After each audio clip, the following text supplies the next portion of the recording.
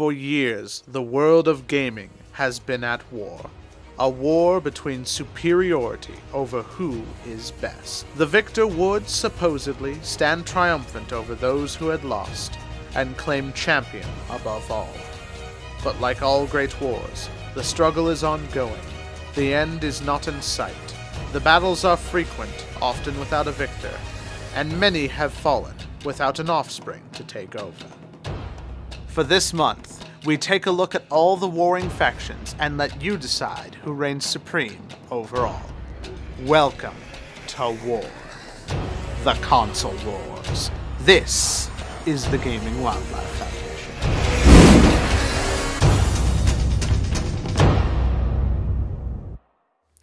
This week, we look at the oldest competitor in the console wars, Nintendo. Back in the 1970s, Nintendo shifted focus from being a playing card company to making electronic games. Their first venture was in 1974 distributing the Magnavox Odyssey to the Japanese. They started making their own hardware in 1977 with arcade games and a small LCD handheld called Game & Watch. It wasn't until the video game crash of 1983 that Nintendo was able to burst out onto the scene and restart the world of video games with their first console, the Famicom Entertainment System, known as the Nintendo Entertainment System in the United States. Of course, unlike the modern-day Xbox and PlayStation consoles, Nintendo geared their system to be more of a family entertainment machine that exclusively plays video games, as opposed to being a general entertainment machine that sometimes plays video games. Wow, you just love hearing yourself talk, don't you?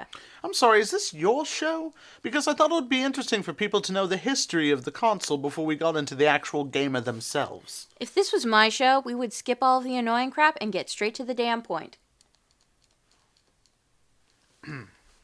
Well, we know the history of the console, but what about the gamer? Well, for more on this subject, we go to the head of the University of Gaming's Nintendo Studies Department, Rose Polutina. Nintendo gamers have been around longer than any other faction in the console wars. This has given the group a smug sense of superiority over the others. I'm guessing that's going to be a common theme. It might. Fun. With Nintendo being such an old gaming company, they've had to fight off plenty of contenders to keep the position they're in. Every console that's gone up against Nintendo always uses their own players against them in a rather barbaric fashion. Sega used the phrase "Sega does what Nintendo don't," causing mass riots in early internet chat rooms. PlayStation and Xbox players were the ones who originally coined the phrase hardcore gamers to describe their players as opposed to Nintendo's. What many don't realize is that being a Nintendo fan during the early years made you quite the hardcore gamer. How is that possible? I thought Nintendo used cartoony characters and flashy visuals to make their games family-friendly so they could appeal to the widest audience. Well, nowadays, yes. But NES titles were notoriously difficult to play back in the era of 8 and 16-bit games. Because Nintendo marketed themselves as a family entertainment system back when it first launched, people thought of it as kid-friendly. Granted, it's difficult to tell what was going on during the 8-bit era, but the games were far from kid-friendly. So you're telling me video games about cartoony Italian plumbers, King Kong, a little elvish boy, and a mercenary in full armor weren't kid-friendly? Okay. Take a look at these. They're bright and colorful. You think a parent in the 80s thought too hard about what they let their kid play with? Come on! Lawn darts were still a thing! I'm surprised children survived the 80s. Or even managed to reproduce. This is the point I'm trying to make. Nintendo created the hardcore gamers. They made their first batch of games based off of tropes taken from arcades. Since arcades were built to take as many quarters from kids as humanly possible, everything was made to kill you. Nintendo created the hardcore gamer? Sounds about right. Early NES and SNES games were designed the same way, and the only ones who beat the games were the ones who spent all their time just trying to get through Contra on 3 lives. The only equivalent of that style of game today is either the Dark Souls or Ninja Gaiden series. Who else could beat a challenge that constantly kills you, except someone who is willing to fight the same level over and over without saving? Just beat Contra. Oh, splendid.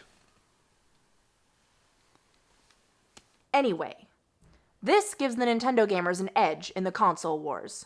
Unique characters? Fun games? Nostalgia.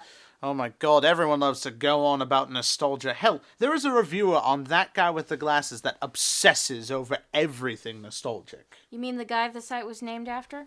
No. That's that guy with the glasses. The other one is named like the Critical Nostalgic or something silly like that. Think about how Nintendo markets their games. The newer games tend to be rehashes of older games, but set at a much easier difficulty. They're also the one company to have the largest catalog of old games. Which you can download onto the newer consoles. When a game becomes too easy, or the challenge isn't difficult enough, all a Nintendo gamer has to do is look for an older title on the Virtual Console, and Download it? another Nintendo gamer is born.